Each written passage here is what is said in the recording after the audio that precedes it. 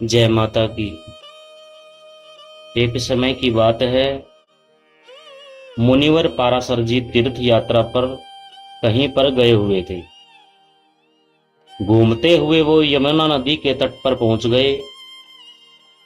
वहां पर मत्स्यगंधा कन्या को देख करके मुनि के मन में वासना जागृत हो गई। उन्होंने अपने दाहिने हाथ से उसका दाहिना हाथ भी पकड़ लिया। मत्स्यगंधा ने मुनि से कहा कि आपका तो उत्तम कुल है महाराज, मेरे शरीर से तो मछली की दुर्गंध निकलती है, तो आप में मुझे देखकर आपके मन में वासना भला कैसे जागृत हो गई। मत्स्यगंधा के ऐसा कहने पर पाराशर जी ने अपने तप के द्वारा कस्तूरी की गंध वाली कन्या को उसको बना दिया। भक्तों, उसके शरीर से निकलने वाली गंध 4 कोस दूर तक फैल गई, मानो जैसे कहीं इत्र लगाया हो। इस प्रकार की 4 कोसों तक दूर दूर तक वो गंध चली गई। तब मुनि ने वह योजन गंधा कल्याणी सत्यवती कहने लगी, मुनिवर, हमें जन समाज देख रहा है, दूसरे तट पर मेरे पिताजी भी हैं।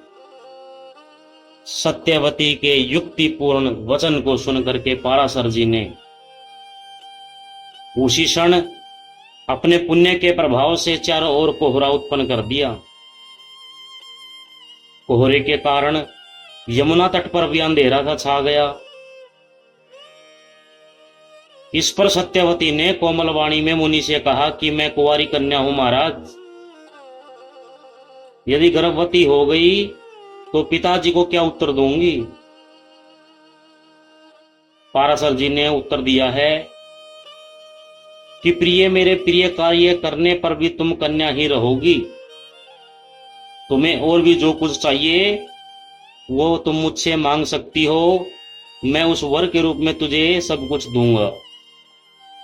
सत्यवती कहती है कि ऐसी कृपा कीजिए कि जिसे मेरे माता पिता इस रहस्य को न जान सकें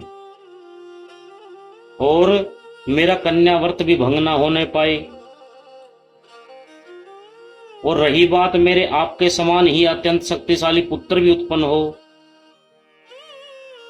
और बाद में जो मेरी ये गंध है कस्तूरी जैसी, ये भी हमेशा मेरे ऊपर बनी रहे और मैं हमेशा नव युवती दिखूं, ऐसी मेरे पर कृपा करें।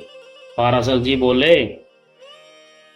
तुम्हारा पुत्र पुराणों का रचयिता होगा, वेद के रहस्य को समझ करके उसे 4 भागों में विभक्त भी कर देगा, तीनों लोकों में उसकी प्रतिष्ठा स्थापित हो जाएगी। पाराशर जी के इस कथन पर सत्यवती तैयार हो गई।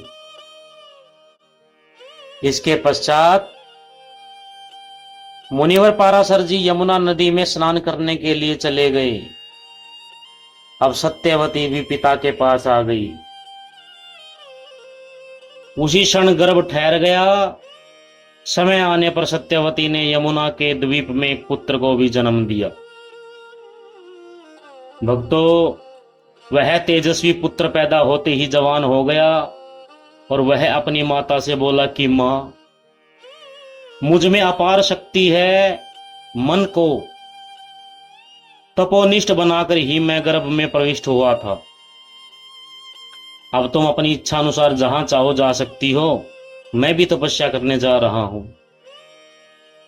हे माता, जब कभी आपके सम्मुख कोई भी ऐसी परिस्थिति पैदा हो जाए तो मुझे स्मरण कर लेना, मैं उसी क्षण आपकी सेवा में हाजिर होऊंगा, उपस्थित हो जाऊंगा। इस प्रकार व्यास जी के वहां से चले गए कह करके, और सत्यवती भी अपने पिता के पास आ गई। सत्यवती ने यमुना द्वीप में व्यास जी को जन्म दिया था, इसलिए उनका नाम द्वीपायन प्रसिद्ध हो गया। वेदों का विस्तार करने से उनका नाम वेद व्यास भी पड़ गया। और पुराण संहिताएं तथा श्रेष्ठ महाभारत सब उन्होंने ही रची थी। ऐसे वेदो व्यास जी के जन्म की कथा है। तो आप सभी ने वेद व्यास जी के जन्म की कथा के बारे में श्रवण किया।